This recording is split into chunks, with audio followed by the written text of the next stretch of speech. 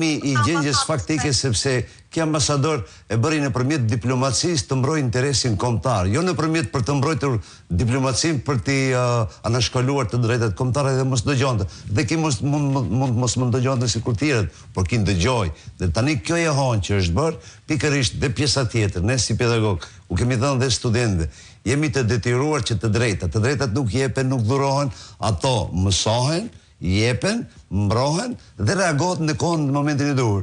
Por neve politika nuk na ka lejuar që të reagojmë në kohën dhe në momentin e duhur. Tani, studentët e drejtësisë i kuptuan se ku i humbin të drejtat. Ne falenderojmë politikën se nuk u themi se s'kam bërë gjë. Mirë, po gjitha veprat politike kanë të dështuara në aspektin juridik dhe të ligjeve dhe neneve, me të cilët kanë lakuar padrejtësitë kombëtare nëpërmjet ligjeve. Dhe këtë kanë kuptuar studentët e rinj jurist dhe themi ne pas kanë mësuar studentët. Kam mësuar, jo, kam mësuar gjithmonë, dhe kjo është qëllimi. Jo, se radhe pak më shumë. Emira, kishte një replik me sa kuptova nëse Përderisa profesori Bashkim Silmani tregonte për ambasadorët që kemi pasur më herët, doja të potencoja që ne gjithmonë edhe kemi pasur 2 herë të mbyllura në ambasadë, por poshtë që kemi pas të mbyllura, kemi marrë edhe një sjellje agresive si shkëmbim të ndonjë kërkese tonë. Domethënë kemi përvoja edhe personale dhe studentët po të mos kishin një kurajo nga ambasada shqiptare, që për neve flet shumë, domethënë se është ambasada shqiptare dhe vetë fjala domethënë na jep një motiv dhe një emocion të madh, nuk do kishim pasur ndoshta guximin për ta marrë këtë nisëm.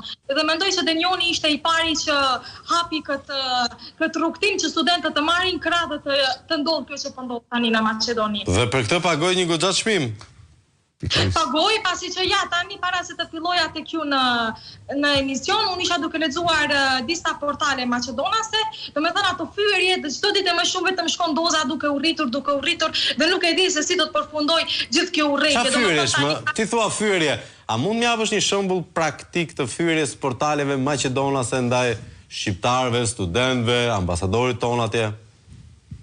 Për studentët, gjithmonë, sidomos edhe nga një profesoreshe cila është e njohur tani në Maqedoni, shqiptari, do me thënë që nuk i ka hije një profesoreshe të mbaje asnjë lloj na thot racista të ndyrë, në ndërkohë që ne nuk kemi bërë asgjë duke treguar ndonjë racizëm përposht që kemi kërkuar një të drejtën tonë, shporuni në Shqipëri nëse dëshironi që ta flisni gjuhën tuaj. Këto zakonisht më shumë ti nëse do vinin nga popullata e rëndomt, nuk është se do na bëhe i vonë, personalisht edhe mua, por kur e shikoj që vin nga një pseudo shtrese intelektuale, me të vërtetë ndjehem keq dhe ato persona duhet marrin pak përgjegjësi edhe publike se si fyen në atë mënyrë. Përposhtë Denionit është fyer edhe shkrimtari Kim Mehmeti në formën se kur është fyer ai në fakt u fyem të neve, se ne që kemi nuk kam asgjë kundër komunitetit rom, por ne jemi shqiptar, po sipas atyre ne që kemi të atill, domethënë forma më e ulët e gjuhës. Të plotësoj çik këtu? Po. Edhe personalisht të ndjehem e fyer pasi që i përkas këtij kombi, edhe me të vërtetë duhet të reagojmë edhe për këto fjalë. Patjetër do të plotësoj edhe profesori. Ato profesor duhet dalin edhe në publik. Ja ta dëgjojmë pak edhe profesor Bashkim. Ja kështu dhe them se ka një çështje mentalitetit të maqedonasve, se ata kanë bindje se shteti është i maqedonasve dhe askujt tjetër.